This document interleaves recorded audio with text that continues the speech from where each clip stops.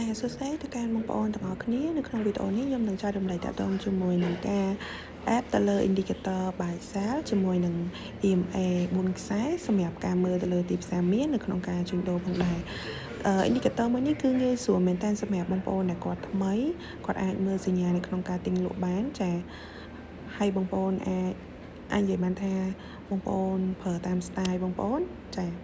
ឡូវខ្ញុំចូលមកកាន់កន្លែង search យើង search ពាក្យUT board alert នេះបងប្អូនចេញមកលើគេនេះយើងចុចទៅមួយនឹងមកបន្តមកទៀត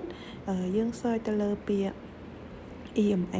ចានេះចេញមកបងប្អូនមាន20មាន50និង100និង200ហ្នឹងគឺបងប្អូនចុចយកឡើងហ្នឹងមកអូខេអញ្ចឹងខ្ញុំបានដាក់ហើយអូខេពណ៌នេះរៀងពិបាកមើលអញ្ចឹងបងប្អូនអាចចូលទៅកន្លែង YouTube Board Alert ចុចកន្លែងសញ្ញាកូនសោនេះបន្តមកដោះ tick កន្លែងនេះចោលបន្តមកចុចអូខេហ្នឹងហើយអញ្ចឹងបងប្អូននឹងបានឃើញរូបភាពមួយដែលរៀងស្អាតប៉ុន្តែខ្ញុំចង់បញ្ជាក់បងប្អូនដែរថានេះយើងប្រើបានតែនៅក្នុង Trading View ទេនៅក្នុង Antivirus យើងអត់មានទេណាបងប្អូនចាចឹងបងប្អូនឃើញនេះមានលោតសញ្ញា buy និង sell នៅក្នុង time frame 15នាទីពេលដែលលោតហើយទីផ្សារ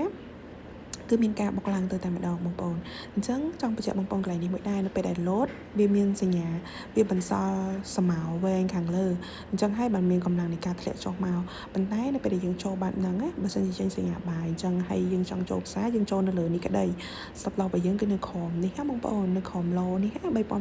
អញ្ចឹងគឺបងប្អូនអត់ប៉ះ stop loss ទេតែបើយើងគិតពីតម្លៃដែលយើងចូលផ្សារវាយ៉ាងវែងដែរបងប្អូនបើយើងចូលនៅតម្លៃ05មកដល់នេះគឺឆ្ងាយអញ្ចឹងបងប្អូនអាចតម្លាក់ time frame ឲ្យទូចបានខ្ញុំទៅ5នាទីដើម្បីបង្ហាញបងប្អូនចាអញ្ចឹងក៏ចង់បញ្ជាក់បងប្អូនមួយទៀតតកតងជាមួយនឹងទីផ្សារមើលទៅលើតកតងជាមួយនឹង indicator មួយនេះបើសិនជាតម្លៃនៅលើខ្សែ moving average ឬខ្សែ EMA ហ្នឹងគឺមានន័យថាវា up trend អញ្ចឹងបងប្អូនរកកន្លែងនៅក្នុងការបាយតែបើសិនជាតម្លៃនៅក្នុងធ្លាក់នៅក្រោមខ្សែEMA នេះវិញគឺបងប្អូនរកកន្លែង sell មានន័យថាយើងមើលលំហូរធំតែម្ដងណាអញ្ចឹងយើងអាចមើលទីផ្សារ1ម៉ោងសិនចាំយើងមកចូលមកកាន់ទីផ្សារ time frame ទូចដើម្បីរកកន្លែងចូលអញ្ចឹងខ្ញុំឧទាហរណ៍កន្លែងនេះមួយទៀតក្នុងការបាយអញ្ចឹងបងប្អូនឃើញពេលលោតសញ្ញាបាយយើងហ៎ចាអញ្ចឹងពេលលោតសញ្ញាបាយហ្នឹងបើបងប្អូនបិទបកគោភ្លាមបងប្អូនចូលក៏បងប្អូនបានប៉ុណ្នេះលេខដែរឃើញទេបងប្អូនចាអញ្ចឹងពី16ទៅ23គឺ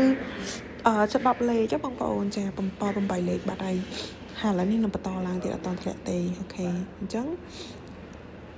យើងមកមើលទៀតថាខ្សែ moving average របស់យើងបែបណានេះកំពុងតែរុញច្រានតម្លៃឲ្យឡើងទៅលើគេហៅថាកំពុងតែកោងឡើងលើអញ្ចឹងបើសួរវិញថាចុះឥឡូវតម្លៃនៅលើ time frame អញ្ចឹងយើងគួរតែបាយទៅលើ